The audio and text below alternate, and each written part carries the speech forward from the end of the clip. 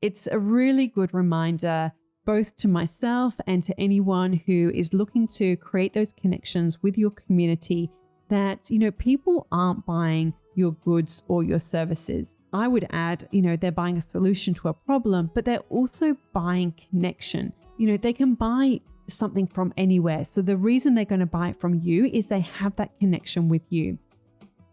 Welcome to Imprint, a podcast about creating a home and life you love. I'm Natalie Walton, an interior designer, stylist, and best-selling author focused on an holistic approach to homes. Each week, I'm sharing insights and interviews about the creative process to help you enhance both your interiors and well-being, as well as provide you with the tools and resources to make considered and sustainable choices with all that you create. Hello, everyone. Welcome to Imprint.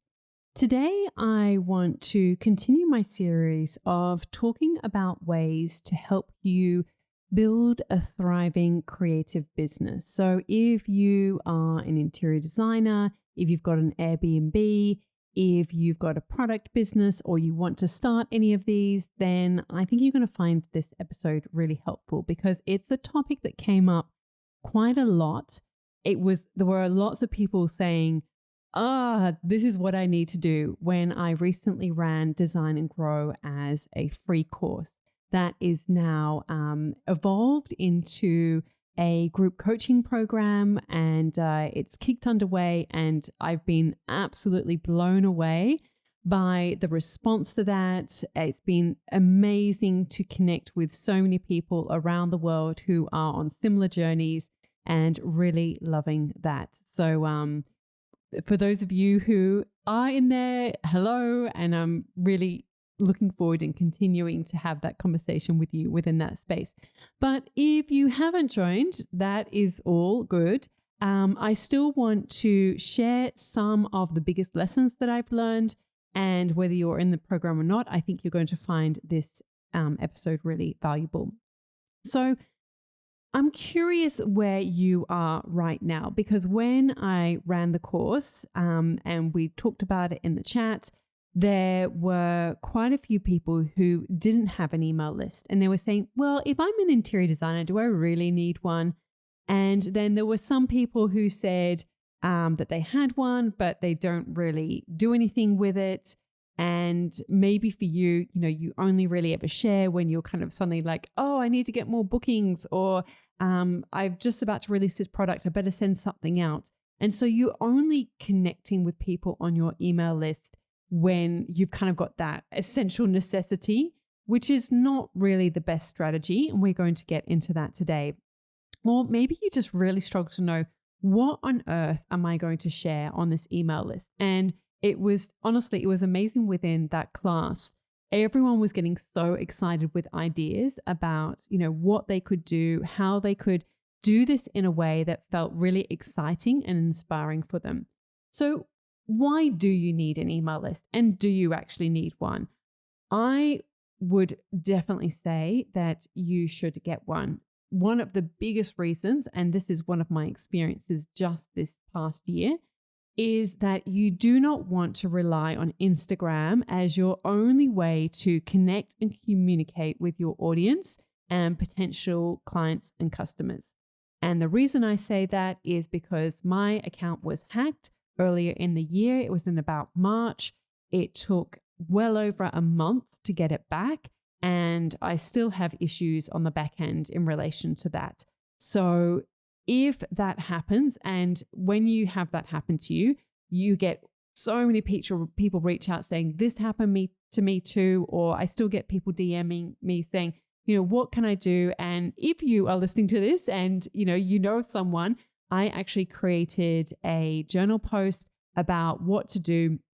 So you can just go to my notebook and you will find the information there. So I just share that because I thought I was getting so many questions from other people. So I thought I'm just going to write out the entire process of what I did to get it back. And if anyone needs to access that, they can go to my website and share it with anyone they want. So it is a very real reality that you can get hacked, you can lose your account, and then you're going to have to start all over again. one of the biggest blessings for me was that I had a healthy and thriving email list so I could still connect with people who were interested in my products and services and, just people who are, have that connection with me, that kind of audience connection. And also this podcast. If I didn't have those two avenues, I would have been pulling my hair out. And I think that it actually took a lot of the stress out of it because I knew that I wasn't solely reliant on Instagram. Of course, nobody wants to start from scratch. Although I did kind of think, maybe this is actually a really great opportunity to kind of create it exactly the way that I want to do it. And so, everything is always the way that you think about it. But I do think that if you have a product or service that you are wanting to get clients or customers, you should really get an email list. And also, the algorithm is always changing. We all know this. We can't be certain of what, Meta, who owns Instagram, what they're going to do next, what kind of features that they're going to be pushing. And so really we are, playing in their playground. We're playing on their terms. And so it can sometimes be hard to know, like, oh, right, okay, now we're all supposed to be doing this thing. And so I think that it's a really good and important to have some kind of space where you can connect with other people in a really meaningful way, foster those connections, and really, you've got this space that you own, you've got access to, and you can have more control over how much you can connect with people. Which brings me to the third point about this, which is only 1% to 3% of people see your posts on Instagram. And I know that so many of you, we all do, we all spend a huge amount of time and effort thinking about what we're going to post, thinking about what we're going to write, wanting to make sure that it's like really valuable and helpful and meaningful and looks beautiful and all of the things. And yet only 1% to 3% of the people who follow you are actually going to see that post. And that's probably on a good day. So, if you're putting all this time and effort into creating content, you really want to get it out to people who are interested in what you do. The second reason I would suggest that you should really consider an email list or really re-engaging that email list if you've kind of let it lie in the doldrums and it's kind of a little bit neglected, is that it is such a great way to create connection with those who are interested in what you do. I mean, this is really how you build up that like, know, and trust factor. And, this is how people can know if you are the right person for them, if you are someone that they're interested to get to know more. So that know factor is really about creating awareness with your audience so that they have a more of a sense of who you are and what you do and what you stand for. Because it can, depending on what your Instagram account is, it can be very hard for people to kind of really know, so what actually do you do? Like what kind of projects do you work on? It's not always clear. And then that like factor really comes down to, the authenticity piece. Like, are you the same people? Do you have the same kind of values? And, it's like the analogy of you can walk into, a cocktail party or some kind of event. It might be at the school and you're kind of chatting to different parents, and when you first meet them, that's sort of when you get to know them and you're sort of creating that awareness of like, oh, so you do this, or you live there, or these are your children, and those sort of things. And as the conversation progresses, you start to think like, do I like this person? Do I want to keep chatting to this person? Or is it time to sort of say, well, lovely to meet you, and it's time to move on? And then the third factor, that trust factor, is really built when you create consistency. And it doesn't matter if you are posting on Instagram or you do have an email list. If you want people to trust you, you need to be consistent with what you do. I know for me that there are some people that I followed in the past. I remember there was this one particular business coach that I was following, and she was talking all about these ideas of like being consistent on her podcast. And I then joined her email list, And then she just dropped off the face of the earth. And I thought, well, you're not actually being consistent. So, if you're going to walk the walk, you've got to talk the talk, you got to walk the walk. So I really lost trust in her because she wasn't consistent with the way that she showed up on her emails. So I do think that there is a lot to be said about building up that trust with people. And it's like if you go to a shop or a restaurant and they're really inconsistent. We've had that with some local businesses around here. They would open certain hours and then you'd go there and then it's, oh no, closed today. And you think, so like you don't go back that second time. You've lost that trust because they haven't been consistent with their opening hours or, when they've shown up and, those kind of things. So it's really important that you have that consistency with the way that you show up for your product or service. If you want people to trust you, that you're going to take on their project and they can trust that you're going to show up for them. And also one of the really, really powerful elements of having an email list is that it is one of the best ways to progress people along a customer journey with you. So as they build up that awareness, as they start to, get that like factor where they think, yeah, like I really gel with this person. This person really feels like they're right for me. And then they start to build that trust because you have been consistent. Then when it comes time for you to sort of say, I've actually opened up my calendar for some new clients for the next year, or, we are now, we're putting this product on pre-order, or we're selling this new product, whatever it is, then you are more likely to convert people via your email than via some sort of app such as Instagram. Because what happens, even though Instagram is trying to make it easier and easier, there are still more hoops that people have to jump through to do that. And generally, people on your email list are much more engaged than people on your Instagram. It's like people who choose to follow you, it's like, oh yeah, we're all kind of going to the same party. But somebody who, who actually commits to your email list, it's like, oh no, we actually want to be friends.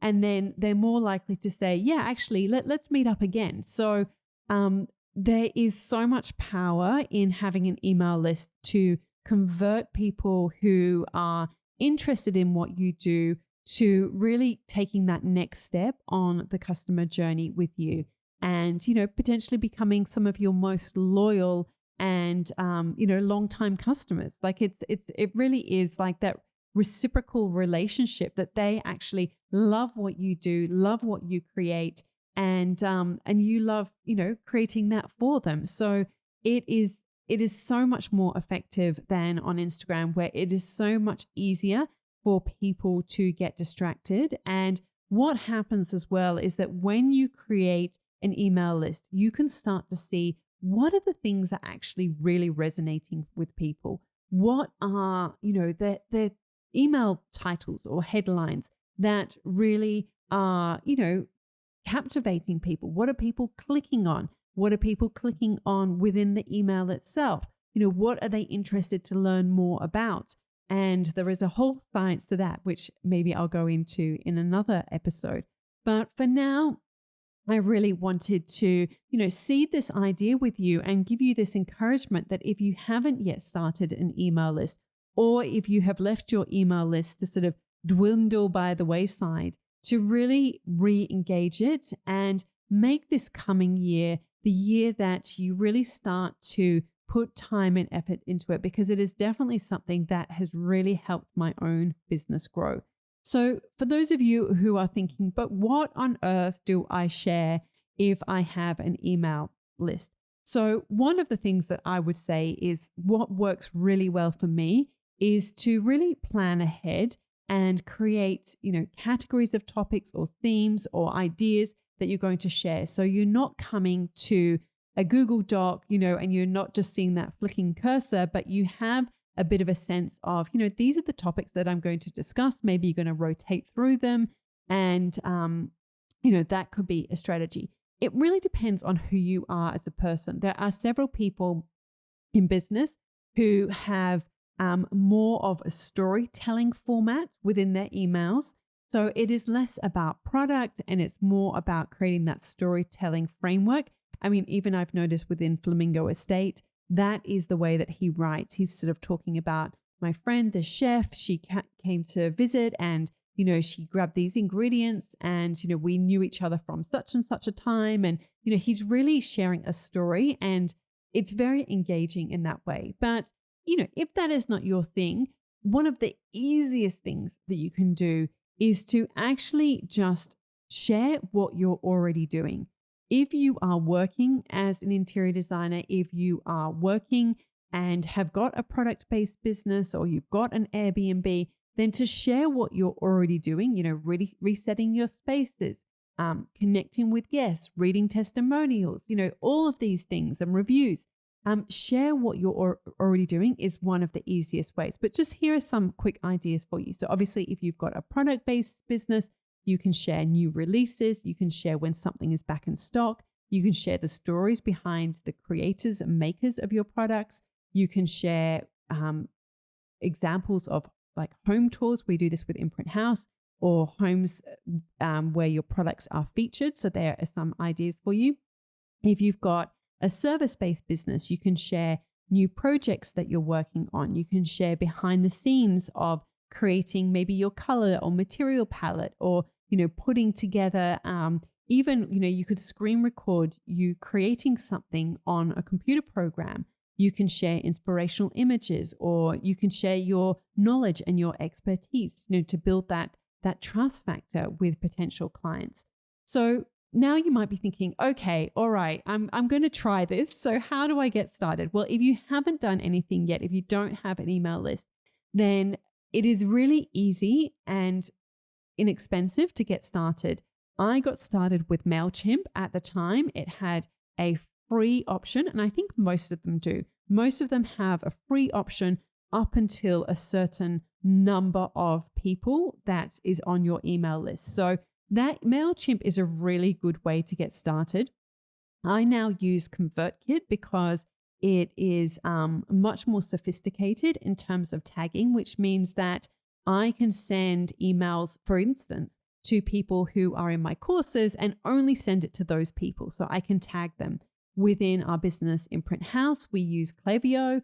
That someone on our team, she convinced us, she said, we've got to use it for an e-commerce business because she felt that it was much easier to track conversions for a product-based business. And we're currently looking at Flowdesk. I'm not sure if it's got the same functionality of tagging, and so that's what we're exploring. But you can create really beautiful emails within Flowdesk, which of course is important if you are a creative service provider. So as I said, one of the easiest ways to get started is to share what you're already doing. And I wanted to share this quote with you from Seth Godin, who is a bit of an icon in the marketing world. And he said, people don't buy goods and services. They buy relations, stories, and magic. And I think that it's a really good reminder, both to myself and to anyone who is looking to create those connections with your community, that, people aren't buying your goods or your services. They are buying, I would add, they're buying a solution to a problem, but they're also buying connection. They want to, they can buy something from anywhere. So the reason they're going to buy it from you is they have that connection with you. So just to quickly recap, some of the big things that I would say to you is that really you don't want to be relying on Instagram. Secondly, to really make sure that you've got a space where you can create connection on your own terms with your audience. And thirdly, that you want to have a space that also enables you to continue the journey with your audience and potential customers. And I truly believe that your email list is one of the best ways to do this. So I would love to hear from you if you found this episode helpful. This is episode 160. Please put a little comment in the review section, or you can send me a DM on Instagram. Share it with someone who has been maybe struggling to get their email list off the ground and maybe needs a little bit of encouragement. I hope that you've found this invaluable and the encouragement that you need wherever you are on your journey to creating a creative business that you love. All right. Thanks everyone for joining me, and I will connect with you again soon. All of the links and info for this episode are at nataliewalton.com/podcast. Don't forget to subscribe so that you can get a direct download of the latest episode. And I really appreciate when you take a minute to rate and review, as well as share the love with someone you know who might benefit from this episode, or on social media. If you'd like to access a range of free resources, come visit my website, nataliewalton.com. Thank you to Jaeger Media for producing this podcast. And I would also like to acknowledge the people of the Bundjalung Nation where it was recorded, and pay my respects to elders past, present, and emerging. I look forward to connecting again soon.